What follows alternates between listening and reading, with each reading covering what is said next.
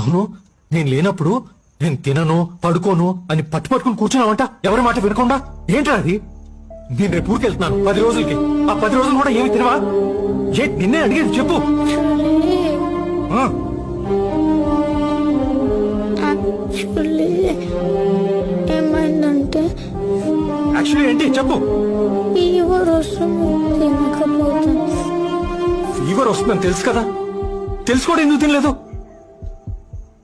ఎందుకంటే బాగేమన్నా అనింది, ఫీవర్ వస్తే హాస్పిటల్లో అడ్మిట్ అవ్వాలని.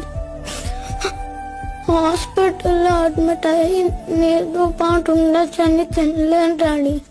ఆ